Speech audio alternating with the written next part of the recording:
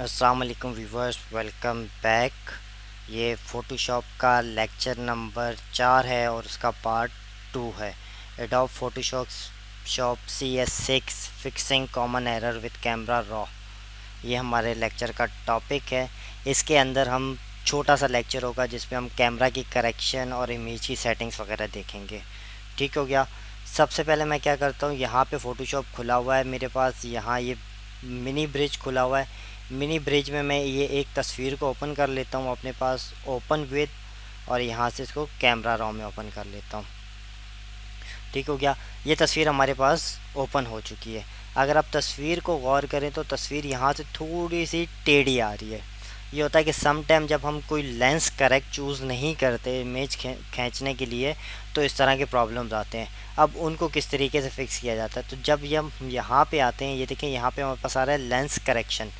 इसको क्लिक करते हैं, यहाँ से अनेबल करते हैं लेंस करेक्शन को, और यहाँ से हम पहले ढूंढते हैं कि हमारे पास कौन सा मॉडल है। सही है, उस मॉडल को लेते हैं। देन फिर उसके अंदर ये प्री डिफाइन यहाँ पे लेंस की टाइप्स हैं। सही है, 17-14 mm, और ये पूरी लेंस की डिटेल है। यहाँ से आप उसको लेंस को सिलेक्ट कर सकते हैं। ये लेंस की क्या है कि पूरी की पूरी सेटिंग आ रही है। यहाँ से हम क्या करते हैं, लेंस को सिलेक्ट करते हैं। ठीक है, आप जो भी मर्ज़ी यहाँ से चाहें, लेंस की सारी डिटेल आ रही है वहाँ से ले लें। ठीक है, और उसके बाद आप यहाँ से स्लाइडर को एडजस्ट कर सकते हैं। ठीक है, अपने के हिसाब से। तो देखें ये काफ़ी हद तक ये हिस्सा जो है स्ट्रेट हो चुका है। इसी तरीके से आपने सही लेंस यहाँ से करेक्ट करना है, और सेलेक्ट करने के बाद उसको आपने क्या करना है, यहाँ से सेटिंग कर ली है। ये मैंने अपने पास से इसकी सेटिंग आउट की थी, तो इसलिए कुछ ज़्यादा फ़र्क आपको नज़र नहीं आ रहा होगा। ठीक है, तो अगर आप वैसे करते हैं तो ये आपको फ़र्क यहाँ पे नज़र आ जाएगा। इसके बाद मैं बात करता हूँ, यहाँ पे हमारे पास है मैनुअल स्लाइडर।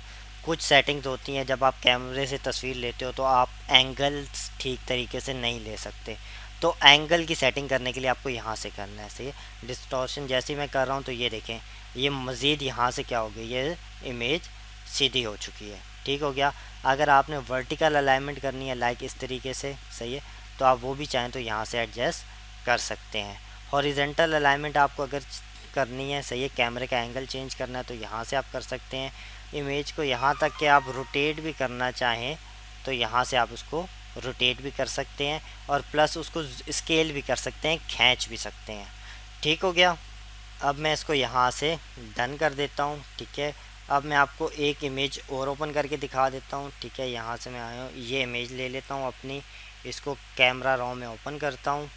ठीक है, यहाँ पे मैं आपको एक ये ऑप्शन बता देता हूँ, यहाँ पे डिटेल का।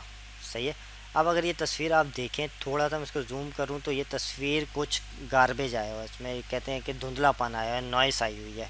सही है, अब अगर मैं इसको यहाँ से बढ़ा देता हूँ तो इसका मतलब ये है कि कितनी अमाउंट जो है, सही है, कितनी जो है शार्पनेस होनी चाहिए। ठीक है, रेडियस को बढ़ा देता हूँ तो रेडियस का मतलब ये होता है कि कितने पिक्सल जो हैं, ठीक है, वो इससे इफ़ेक्टेड हो। अगर मैं डिटेल को नीचे कर देता हूँ तो उसका मतलब कितनी डिटेल नीचे होनी चाहिए। अगर फ़र्ज़ करें मैं इसका अमाउंट को थोड़ा सा नीचे कर देता हूँ, सही, शार्पनेस थोड़ी सी कम कर देता हूँ, लुमिनेंस को यहाँ से बढ़ा देता हूँ। ठीक है, और लुमिनेंस की डिटेल को थोड़ा सा कैप्चर कर देता हूँ। और अब देखें, अगर इसको मैं नॉर्मल प्रिंट करूँ तो ये तस्वीर के ऊपर से बहुत सारे डॉट्स ख़त्म हो गए। अगर मैं यहाँ से क्लिक करूँ तो ये देखिए पहले और बाद का रिज़ल्ट आपको नज़र आ गया। तो ये तस्वीर काफ़ी सारी क्लीन हो चुकी है। ठीक हो गया। इसके अलावा मज़ीद बहुत सारे फंक्शन थे जो मैंने आपको बताने थे। इस लेक्चर को शॉर्ट ही रखते हैं। इंशाल्लाह नेक्स्ट लेक्चर में आपसे मुलाकात होगी। दुआ में याद रखिएगा। अल्लाह हाफ़िज़।